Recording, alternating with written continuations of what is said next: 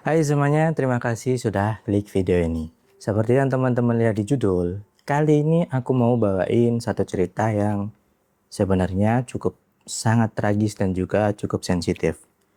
Tapi aku berharap semoga cerita ini bisa menjadi sebuah pengingat untuk aku dan juga teman-teman semua supaya kita tetap waspada dan selalu berhati-hati. Nah, kali ini aku bawain satu cerita tentang kasus kriminal yang pernah terjadi di Spanyol pada tahun 1992. Yaitu tentang 3 orang remaja wanita yang menjadi korban dari orang yang tidak bermoral. Gimana kelanjutannya? Mari kita mulai ceritanya.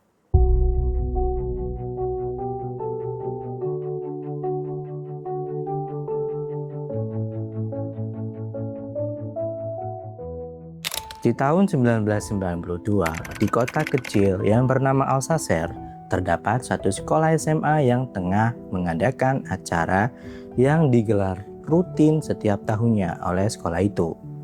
Nama sekolah itu adalah IES Jaume 1, atau kalau versi lengkap dalam bahasa Spanyol yaitu Instituto de Educación Secundaria Jaume 1. Acara itu adalah galang dana yang akan diselenggarakan di sebuah kota sebelah kota Alsacer. Dan penggalangan ini diadakan guna untuk keperluan perjalanan wisata akhir tahun ajaran sekolah. Di Spanyol, perjalanan ini nggak sepenuhnya dibiayai oleh orang tua, teman-teman.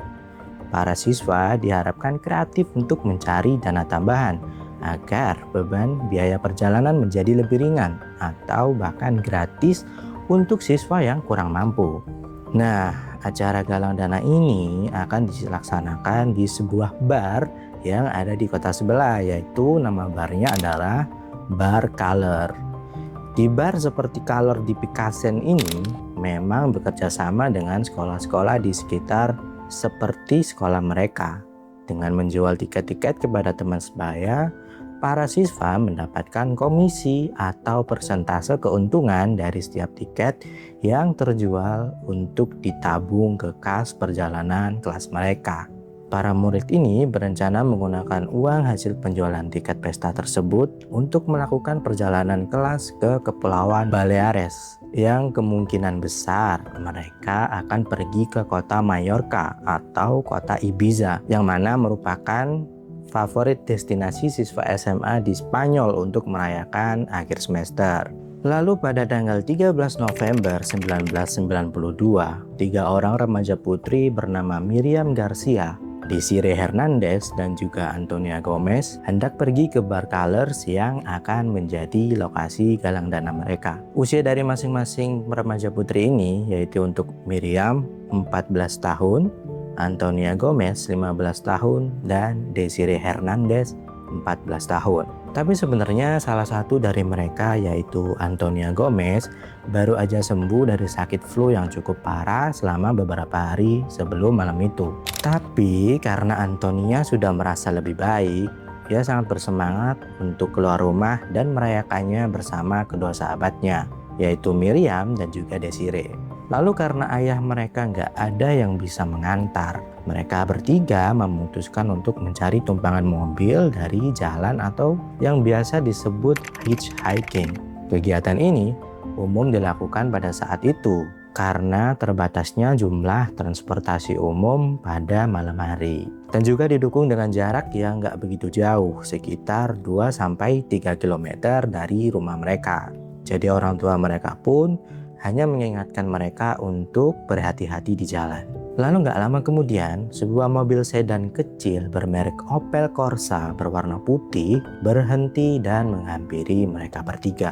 Terlihat ada 2 orang dewasa yang masih berumur 20 tahunan yang menghampiri mereka. Dan 3 remaja putri itu menanyakan apakah mereka bertiga bisa menumpang sampai ke Bar Colors di kota sebelah. Lalu dengan senang hati 2 orang dewasa itu memberikan tumpangan untuk mereka bertiga. Lalu di hari Jumat malam 13 November 1992, hari terakhir orang tua mereka mendengar kabar dari mereka bertiga.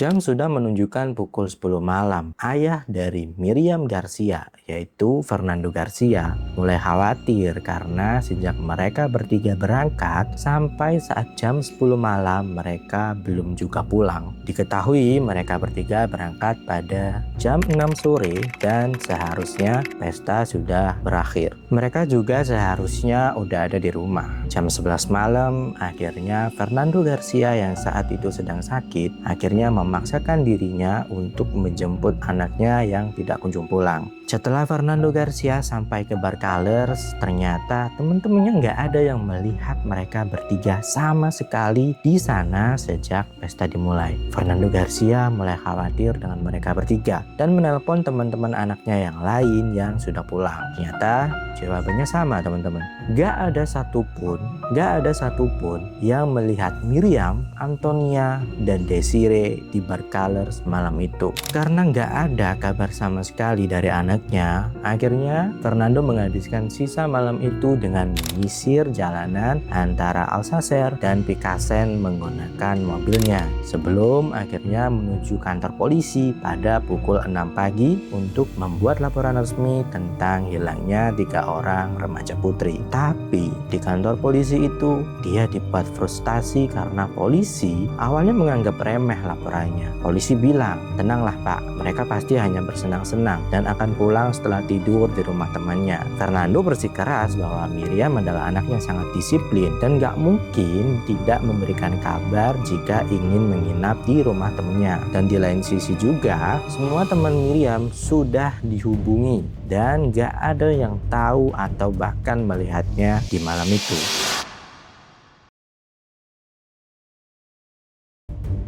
Beberapa menit setelah perjalanan 3 orang remaja putri itu, mereka masih nggak merasa aneh tuh teman-teman. Lalu setelah beberapa saat mereka sadar dan bertanya kenapa mereka nggak diberhentikan di Bar Colors. Mereka merasa beberapa saat yang lalu sudah melewati arah yang seharusnya mereka tuju dari awal. Tapi ancaman datang dari 2 orang laki-laki yang sedang berada di kursi kemudi. Tiba-tiba satu orang laki-laki itu menodongkan senjata api ke arah mereka bertiga. Sontak mereka bertiga pun panik dan berteriak minta tolong. Tapi laki-laki yang membawa senjata api itu mengancam gak akan ragu untuk menarik pelatuknya, teman-teman. Mereka bertiga hening dan masih merasa panik. Mereka harus tetap tenang. Lalu laki-laki itu mengikat tangan mereka bertiga supaya gak banyak bergerak dan membangkang perintah laki-laki itu. Mereka kemudian dibawa ke sebuah gubuk setengah hancur di atas bukit yang disebut Caseta de la Romana. Tempat ini sangat terisolasi dan jarang didatengin orang, teman-teman, kecuali peternak lebah atau pemburu. Dan di tempat inilah ketiga remaja tersebut mengalami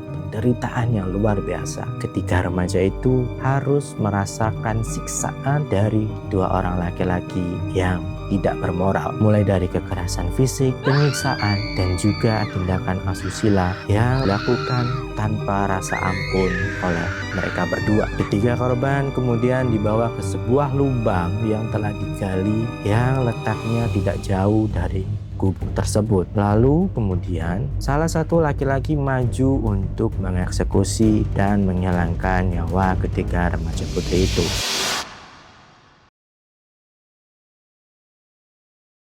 Poster 3 orang remaja putri yang menghilang mendadak menjadi hal yang viral di masa itu. Di tahun 1992 itu, cara yang paling mudah untuk dilakukan adalah dengan cara membuat poster orang hilang. Fernando terus berusaha mencari kemana keberadaan Miriam dan juga Desiree. Lalu Fernando berpikir keras, bagaimana cara agar dia bisa lebih cepat lagi untuk menemukan mereka bertiga sembari terus menyebarluaskan poster orang hilang. Akhirnya cara jenius pun terpikirkan oleh Fernando. Fernando menyadari bahwa di Spanyol tekanan publik adalah satu-satunya cara untuk membuat pemerintah bergerak. Tapi gimana caranya dia bisa menggerakkan publik? Caranya adalah ia berkemah di salah satu stasiun TV, teman-teman. Dia bersedia diwawancarai kapan aja agar foto Miriam, Antonia, dan juga Desiree selalu muncul di layar kaca setiap jam makan malam warga Spanyol. Dan perjuangannya itu tidaklah sia-sia, teman-teman.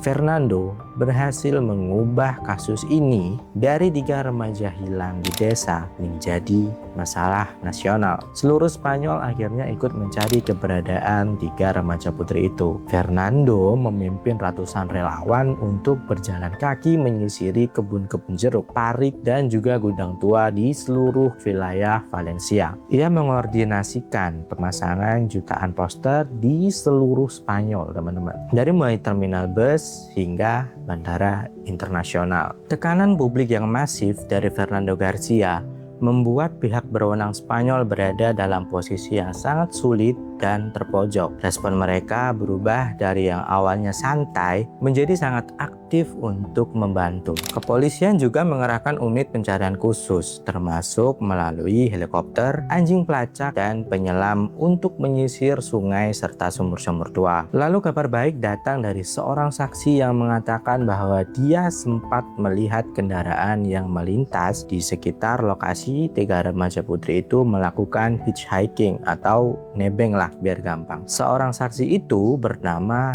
Dolores Badal. Melalui keterangannya pada malam kejadian, Dolores Badal sedang berada di jendela rumahnya yang menghadap ke jalan raya dekat SPBU Mahri, tepat di perbatasan antara desa Alsacer dan Picasen. Ia melihat Miriam, Antonia, dan juga Desiree turun dari mobil pertama, mobil putih milik saksi lain, yaitu milik Francisco yang memberikan tumpangan pertama. Tak lama setelah mereka turun, Dolores melihat sebuah mobil kecil berwarna putih berhenti di dekat ketiga gadis tersebut. Ia melihat ketiga remaja putri itu berbicara sebentar dengan orang yang ada di dalam mobil tersebut. Lalu mereka akhirnya naik dan duduk di kursi belakang. Dolores dengan secara spesifik menyebutkan bahwa mobil tersebut adalah sebuah mobil putih kecil. Meskipun ia tidak langsung menyebut merek Opel Corsa secara teknis pada awalnya, deskripsinya sangat cocok dengan model Opel Corsa yang populer pada saat itu.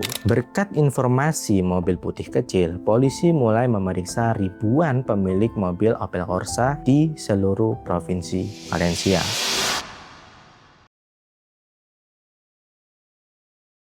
27 Januari 1993, pagi itu 2 orang bernama Gabriel Aquino dan juga Jose Sala pergi ke wilayah pegunungan La Romana untuk memeriksa sarang lebah milik mereka. Daerah ini sangat terpencil dan hanya bisa diakses dengan kendaraan off-road atau dengan berjalan kaki. Saat berjalan di dekat sebuah gubuk tua yang sudah rusak, pandangan mereka tertuju pada sesuatu yang aneh di permukaan tanah. Mereka berdua melihat sebuah tangan manusia yang muncul sebagian dan mencuat dari dalam tanah yang tampak habis digali. Kondisi tanah saat itu agak terkikis karena hujan lebat yang mengguyur wilayah Valencia dalam beberapa hari sebelumnya. Hujan itulah yang secara alami membongkar kuburan dangkal tersebut. Karena ketakutan, kedua peternak lebah itu segera turun dari gunung dan melaporkan ke kantor polisi di kota terdekat, yaitu di kantor polisi Lombay. Polisi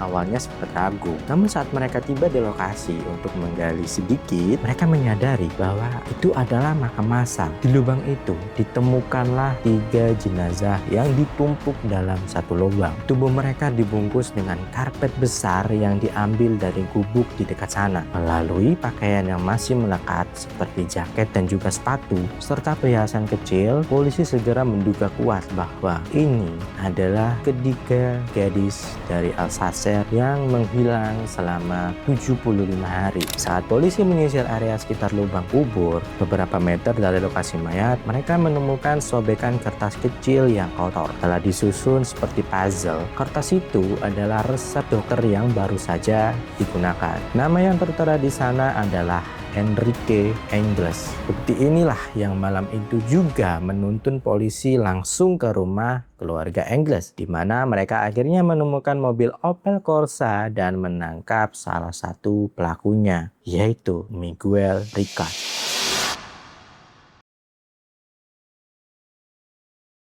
Setelah polisi menggerebek rumah keluarga Engels, sayangnya Antonio Engels berhasil melarikan diri melalui pintu belakang rumahnya. Tapi salah satu pelakunya, yaitu Miguel Ricard, tertangkap karena tidak menyadari adanya polisi yang mengepung rumah Engels. Baru diketahui bahwa nama Enrique Engels adalah nama kakak dari Antonio Engels, yang dia memiliki keterbelakangan mental dan juga fisik. Namanya menjadi sangat terkenal karena resep dokter yang ditemukan polisi di dekat lubang mayat yang tertulis atas namanya. Melalui keterangan Ricard, ia mengakui bahwa mereka berdua memang menjemput ketiga gadis itu di dekat SPBU Mari. Ia mengeklaim bahwa Antonio Engels lah otak dan pemimpin dari seluruh kejadian tersebut. Ricard mengaku tugasnya hanya menyetir, sementara Engels lah yang memegang senjata dan mengancam para korban di kursi belakang. Ia juga menjelaskan bagaimana mereka mengikat tangan para gadis